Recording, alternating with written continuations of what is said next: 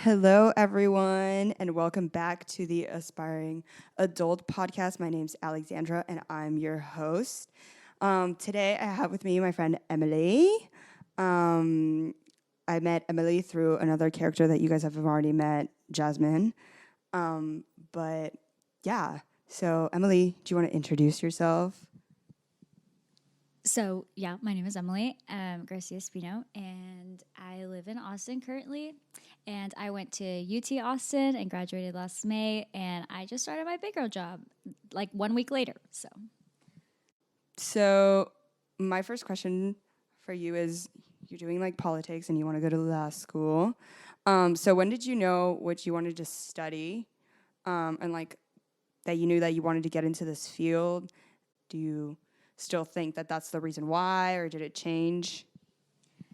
I think ever since like the eighth grade, I knew that I wanted to go to law school because I always really liked history. But you can't really do much with history. No offense to the history majors out there. But so it was just kind of obvious that I was going to do poli sci for undergrad. UT, it's called government, but it's the same thing. And I honestly was really much into like policy and actual politics at first, but going into college, I kind of shifted over to courts and through constitutional law and stuff. And that's still what I really want to do. And that's what I find passion in. And I'm excited to go to law school. I thought I would have been there now, but I'm taking my time a little bit doing that. So I haven't asked you this, I don't think, but do you know which law schools you would want to go to? Or do you like not know yet? So I think for Texas, obviously UT, since I went there for undergrad, and it's the highest ranked in Texas, and it's ranked nationally really well.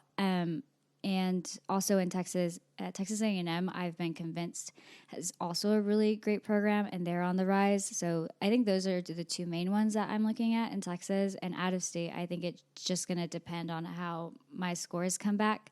But I think the rest of my application is pretty strong for that too. So. I hope you get into whatever you want to do, like whichever one you like best. Okay, so like kind of in that vein, like what has inspired you, maybe like professionally, but also like personally? I know that's like a broad question, but like when you think about like what you're doing, is there anything that you think back on and you're like, okay, like this is why I'm doing it, or like this is how I want to be? I don't know if that um, resonates with you. I'm going to be really honest. I think primarily, personally and professionally, my biggest support system, as a lot of people will say, is like their family and my family. Specifically, honestly, it's just my entire family, like my parents and my siblings. In a more professional aspect, it used to be that I would see certain politicians and I would like what they were doing. But like I said, I'm going to be really honest. I kind of got I have like very low efficacy now in that sense now. And I think professionally, where I get my most motivation is just through reading particular things or now working. Where I am, I get to hear from a lot of people, and it's really sad because they honestly don't know a lot about the system sometimes. And I would like to help them, but it's just really difficult. So I think in that sense, it's motivating, I guess, but it's also just sad. What's like, oh, and like my follow up question would be like, can you like explain a little bit what your job is, but also like, what's like the best part and the like worst part? I'll start with the worst, just to end it on a positive note. So I got a job at the Supreme Court of Texas after graduation in the clerk's office. And mainly, I really wanted to just get in court experience before going to law school, just to boost my resume and just to get that experience. And I think the worst part is just like being silly. It's like consistently 8 to 5, and I struggled a little bit kind of transferring over that because as a college student, you know, your hours are changing all the time, but also just keeping it professional all the time and having to adapt to people who perhaps you just don't share opinions with, or just having to keep it professional in a lot of different circumstances regarding the cases that we're listening to and stuff like that.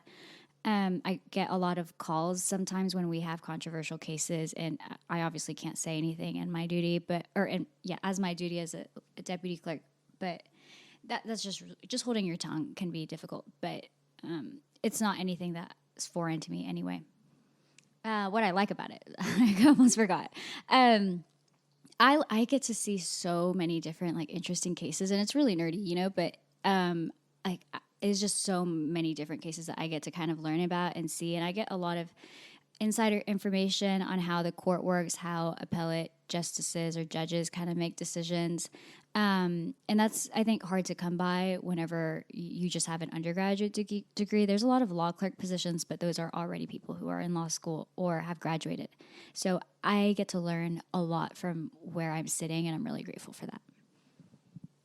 I bet it's really interesting too, being like, I don't know exactly like what the age range, but I think you like discussed this a little bit about being like with older people, and it must be interesting. Like that kind of brings me to my next question, like being in your 20s, like how has that been, and also just more generally, like what is the thing that like has most surprised you about your 20s? Yeah, that's a great question because I can go on and on about this, and I've like once saw a comment where they were just saying that 22-year-olds or like 24-year-olds up until like 27 we're just expired teenagers, and I have never related to a comment more because I'm probably one of the youngest people there. I think I am. I started with another one of the deputy clerks, and we're great friends now. And she's like maybe just 1 year older than me, but everybody else is at least like 15 years older or something like that, except for the law clerks who are recent law school grads, but we don't really get to interact with them as much. So everybody is just a lot older. But even then, they act. I used to think maybe like 20s, oh, you're an adult, like you're doing grown up things, and you are, but at the same time, we're still acting like kids out here most of the time. Like we're goofing off. They're using lingo, and it surprises me sometimes because I'm like, how do you know that? And even the justices, they like really kind of tease around, or they'll be using memes on Teams. I don't know if you know what Teams is. And it's so funny sometimes. So I think that's what surprises me most about my 20s. It's like I'm not grown at all. I'm like stuck in the age where I was like 18 or 17 and I still act like that. So yeah, I think it's like 20s, at least in our generation now, it's like it's not that serious. Like you're still pretty young and you have like a long way to go. I know. I feel like also, like, have you seen people talk about like the corona skip or whatever? Like the pandemic skip where people are like, you feel like you've lost like 2 years of your life and you're still like 2 years behind. I feel like it's like, oh, yeah, you're an adult, but you are still in the mindset of like, you're not being one. So kind of like, I guess it kind of relates, kind of doesn't, but like, what are you struggling with the most right now, like in your 20s, like either whether professionally or like personally? I think I've always been a little bit ambitious and aggressive, and I think I kind of alluded to this through an earlier question. I definitely did think in high school or like in undergrad, even my first year, that I was going to go straight into law school, and then I kind of negotiated a one gap year because I graduated a year early. I was like, it doesn't count, and I ended up taking an LSAT in November, and it wasn't bad, but like I definitely knew it should have been better. So I have come to the conclusion that I'm probably going to take another one just to not psych myself out or get anxious trying to meet application deadlines. And I think I just like need to work on patience and realize that like I'm only 22, and a lot of people who go to law school and graduate don't go until way later in life, like late 20s. And I think it's really just an ego issue because I've always thought like I want to graduate as early as I can. In undergrad, I did that. And then for law school, I was also like, oh, I want to be out by this age. And that's gotten pushed back, 2 years at least. Or at max, it's going to be 2 years. So I think just like patience wise, I'm still trying to learn that. moving through different phases of my life, and I'm just trying to tell myself, because I'm really grateful for where I am. And a lot of people, like, they take gap years, but sometimes they just take that time to themselves. But I also like what I'm doing with that time, and it's not like I'm losing anything. I'm actually just gaining. So I would say patience. I think that's like something that people can really relate to, especially like there's so many like ways to compare yourself nowadays, and like you have so much like, oh, I'm not here because, and look at what this other person's doing, and like you get impatient. Like, I know I'm not a very patient person. Oh my God, me and Emily are both Libras. Maybe that's why. Um, but yeah, I think like that's definitely something that people can relate to. Um, and like, I don't know, like, how did you, also, I think about this often. Like, I know we were talking about how people, like, you're an adult, but you're not an adult. So like, how did you imagine yourself kind of like at this age when you were younger? Would you say, and would you say that that's kind of like been way different, or are there similarities? I definitely think I've been pretty. I was even as a kid. I think I was pretty logical, whether that's to my detriment or not. So definitely, like, my goals have kind of shifted a little bit, but I always saw myself that I was gonna be like somewhere around here. So it's not. I definitely didn't think I would be working for the Supreme Court. I think I maybe was thinking I was gonna go work in the Capitol, for example. So, like, in that sense, I've kind of surprised myself, or something's been different, but I would say it's still pretty par. I think I knew what, as a child, like, where I wanted to be, and I don't think I've gone astray too far from that. So I don't think a lot of people can do that, so that's pretty impressive. And like maybe like more also personally, like, do you think your 20s are what you thought they would be? Like whenever, because I know they're most definitely not, and I feel like the answer is most likely not. But like, I don't know, like if you could say like personally, what did you imagine? Have you somehow, like, is it close to what you imagined or not at all? I think it's pretty close. I didn't expect the pandemic, and I'm still in denial. Yeah, like, I'm a Libra. I turned 22 in October, like early October, and I'm still in denial. I, like, still think I'm 21, and sometimes I'll still say that. Every, like, year, I'll change my passcode to, like, update my age, or I'll just, like, create a new one. And I still have my 21-year-old password on my, like, phone, which, yeah. Sorry, I was just gonna cut her off and say that I feel like 22 is still an unserious age, but all of my friends are turning 23, and I'm like, that's like a No, I mean, I've only been here like a year and a half into the 20s. Actually, no, because 20 counts. So 2 years. I'm in here 2 years, but I still have 8 more, and I expect that I'm chilling right now. Like, again, I think I had some pretty standard expectations of myself, and I think I've met them. Um, but no. um, I definitely think that, like, I know I'll finish law school by the end of my 20s, and hopefully I'm, like, engaged at least, or something like that. I don't know. Who knows? I don't see myself getting married, but, like, let's just hope. And yeah, I don't think my 20s have been anything bizarre, and I think it's going according to plan so far. It's also too early to tell. But yes, I'm still 21 in my head. yeah. It is pretty early, but like it's a thing that I often like ask myself or like think back on. I'm like, wow, it's not at all how I thought it was. But so I've said this before, but like I'm really passionate about media and pop culture, and so I just wanted to ask you, like, is there a piece of media or pop culture that has made you feel seen, or that you've like identified with, either personally or professionally, or like more on the personal side? It was my question, but you could do whatever you want. I feel so bad because I feel like I haven't. Like, I don't have a specific example in mind, but I think, if anything, I always try to express myself through, like, playlists and music. And I've always loved listening to my mom's music, even though I don't actually relate to the lyrics, or I don't. it doesn't make me feel seen necessarily because it's really specific, or sometimes it's about heartbreak and it's like I'm not heartbroken, but knocks on wood. Uh, but like it just like reminds me of my mom, or like it makes me feel closer to family or closer to my culture. And so specifically this year, like going into this year, I have started listening so much more to different types of Mexican like regional music, and I just love the way it makes me feel. I feel like so very like in tune with my culture, even though I always have been.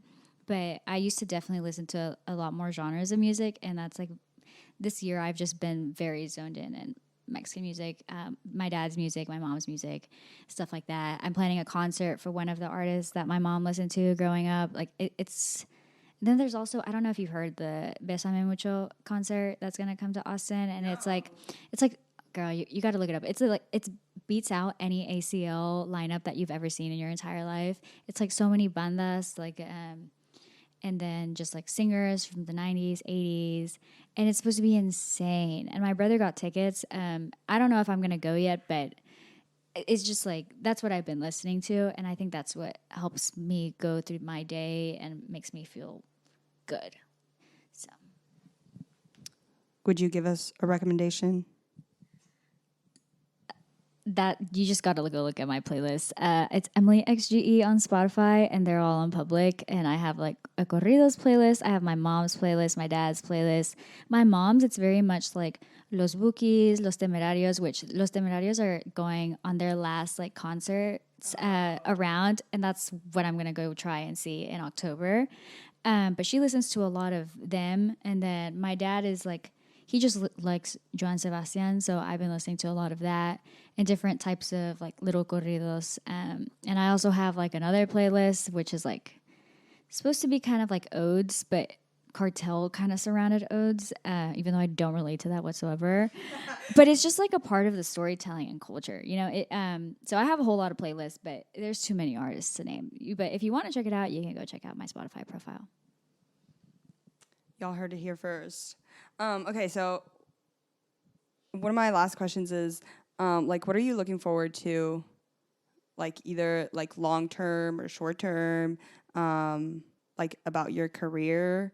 Again, kind of, like, personally and professionally, or just in general. I feel like I've definitely been. I feel like everybody says this nowadays, but truly, at least for me in my life, I've really been trying to fix like old habits and just like better myself in multiple different ways. I don't think I've ever really been in a horrible place, but you can always do better, you know? So I think long term wise, I really want to get into more hobbies. I've always said I wanted to try out boxing, but I just never gotten into it. And I swear, I'm looking around, but it's just like Austin, I feel like there's not really much for beginners here. But I want to try out new things. And professionally, I just really want to go back to school. Like, I love school so much. And that's why it kills me to have decided to take another year, even though I think in the broader scheme of things, it's for the best. And it'll probably benefit me. And I'm learning a lot at my job, but I'm so excited to go back to school. So that and just trying out new things is, I think, what I'm trying to build for this decade at least. That sounds great. I think we should all like try and get out of our comfort zones, and also like I love that you're so driven about like law school, because I feel like some people would just be like, well, I didn't, because I know I like would, I'm somebody who gets frustrated, and I'm like, if I didn't do it the first time around, like it's not even worth it. But like I think it's admirable that you like are sticking to it, and like that's actually what you want to do, and you're like, you know, I think it's really good. Okay, so my last question is like my fun question. What do you want to like? Is there anything you want to rant about, or like it could be any topic, anything that you've been like thinking about that you're like having thoughts about, or that you're obsessed with, anything? I have ADHD, so I switch topics a lot. I can go on multiple rants, but I was talking about this like literally 10 minutes ago, and we were saying like we think it's weird, or I think it's weird, and it's like a phenomenon that I'm pretty sure maybe sociology has something on this, that kids and the whole like 10-year-old Sephora, the girl thing is going on as well. I think this may relate to that, but it's like as kids, we were so concerned about like being cool. Like I would get mad at my mom for like making me wear a puffy ass jacket. I don't know if I can curse in here, but a puffy jacket and going on the bus, and I was like so embarrassed to be warm in the cold, if that makes sense. It's like not the puffy jacket. And now puffers are like a thing now, and everybody wants a puffer jacket. And I'm like sitting here with you can't see me, but I'm sitting here with my Build-A-Bear Bevo that I got gifted as a 20-year-old, like on my 20th birthday, and I would never even think, like, as a middle schooler, telling people that I had stuffed animals that I just, like, was attached to, because I would think that would be lame. But shit, I've taken Bevo to PCL to study with me during finals, you know? And I'll pack my Capri Sun and my Cheez-Its in my backpack, too, pull that out as my little snack time. And it's like, there was also this trend where a lot of high schoolers, at least during my time, they were switching over to backpacks with like princesses or like little cartoon characters. And it's like, as kids, we didn't want any of that. We wanted very like grown up things, but now we like that. And I think that's really weird. And I'm not a psychology student, you know, and I don't know anything about that, but I would be interested. Maybe I'll research this afterwards. I'll try and see if there's like a psychology behind that. Yeah, I've noticed that too. And like, it's like, I think I saw this really sad TikTok that was like, it was, I don't know where it's from. Like, it's two pictures. It's probably from a movie, and it's two stills from a movie, and it's like one side is a little girl, and then the other side is like a grown, like it's like a 20-year-old girl, and the little girl is like, there's writing on it, and it's like, she's trying to like grow up, she's trying to put on makeup and stuff and like trying to seem grown, and the other one is like she's into princesses again and like stuff like that, like over the 20-year-old. And it's crazy how like you always want to like grow up so fast, and then you get to that age and you're like, first of all, this is not what I thought, and then second of all, you're like, no, like I wish it like, we all sound like broken records saying this, but it's like, you should really live in like your age, if that makes sense. Like, if you're a 10-year-old, act like a 10-year-old. If you're a 15-year-old, act like a 15-year-old, because then you get to like actual life and you're like, I know for me, like I was so desperate to like grow up, and like I was like, I'll be out of my house living my life in the big city by myself with my beautiful boyfriend. Lies. Lies. Yeah, it's such a weird phenomenon. And it's like my room is full of stuffed animals. Like, I'm like back in my, I don't know. Like, I think it's also like you get over yourself and you're like, it's not that serious. Yeah. You know what I mean? It's like, I do not need to be doing all this shit that like I thought I needed to be doing. Like, you're fine. But yeah, is there anything else that you want to like add on that? Or is there any other like stuff that you... Yeah, I'll say a few more things. For example, I definitely don't think I was that adamant whenever I was smaller to grow up. Like, I was definitely outside. Like, I was touching grass. Like, I was making mud pies. I've told this to so many people, but dead serious. We had a Wii, right? Because that was a thing back then. But my brother would like monopolize the Wii and would tell us like, oh, you can't use it. Literally, who was he? Anyway, they literally bought it for all of us. I'm the youngest of three, by the way. Oh my God. Yeah, we had a Wii, and then when we moved, it got stolen. And then we had to buy a new one. What the heck? Yeah, my brother, he would be like, you can't play it unless you beat me in soccer outside. And to this day, my dad still plays club like every Sunday. He just turned 50, by the way, this past December. But like, we were very much outside. But even then, like, I remember I like stopped playing with toys, and then I got back into it for some reason, like in 6th grade, 7th grade. But like, I was so embarrassed to like have people know. It was like my secret. But I don't care. I'm like glad I was still playing with Barbies at 7th grade, and I wasn't obsessed with Drunk Elephant at Sephora. I also played with Barbies until I was like in 8th grade. Yeah, no, I literally remember I didn't grow up having like a Barbie dream house, but I got a Barbie dream house like in 6th grade or 7th grade. So I was like renewed into it.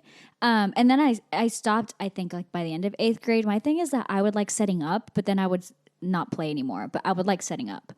But yeah, I nonetheless, I still was like ashamed almost of that, but now I love my parents, right? And I have a very good relationship with my parents, and I'm very fortunate for that.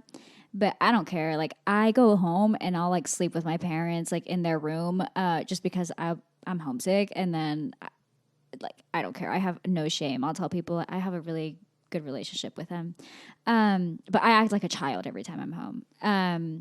And my parents do spoil us, if not materialistically, like definitely emotionally. But no shame, no shame. Yeah, I totally agree.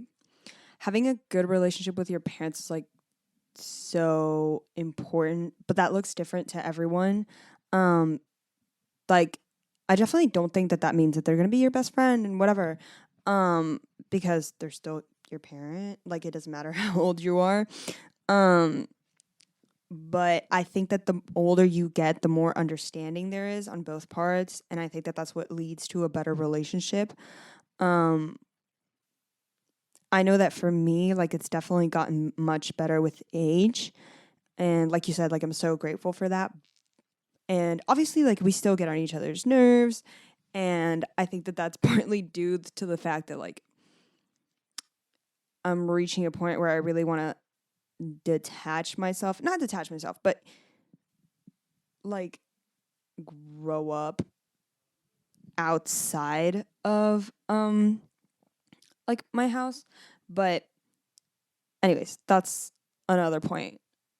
But yeah, I think that I just agree with what you said, and like having a good relationship is honestly makes a lot of things easier on yourself and on your parents.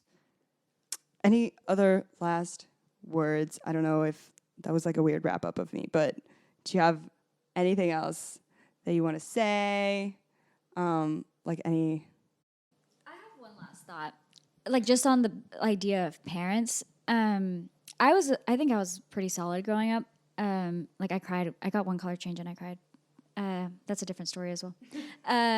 But I just kind of wanted to like shout out other, I guess, people who live in Latino households. And surprisingly, my parents, they were a little strict growing up. They weren't like crazy. They never like tracked my phone or anything. I willingly share my location now with so many people and my entire family. But hopefully it gets better for you, because I mean my parents are kind of chill now. They actually encourage me to go out because they're worried that I'm not gonna find anyone. Yeah, when I meant like getting on each other's nerves, they like whenever I was in Spain, I would call my mom like drunk and be like, I'm out at the club, like I'm having so much fun. Like it's like they encourage me to go out and stuff, but it's more like I'll be upstairs in my room and they think I'm not doing anything, but it's like I'm trying to do stuff and they're like, well, you're not doing anything, and it's like no, like I don't know, it's just like easier to like bicker. That's what I meant. Yeah. No, I think I completely understand that. And I think being like living here in Austin has definitely helped my relationship with my parents, because I every time I miss them, like I go home and it's just a very happy situation. But shout out to everybody with Latino parents. We're gonna end on the shout out for Latino parents then, because they're awesome. Thank you so much, Emily, for coming on my little podcast and being one of my guests. Um, yeah, just thank you. Woo! Claps. Okay. I'll see you in the next episode, and thank you so much for listening. And follow me on the Aspiring Adult podcast on Instagram.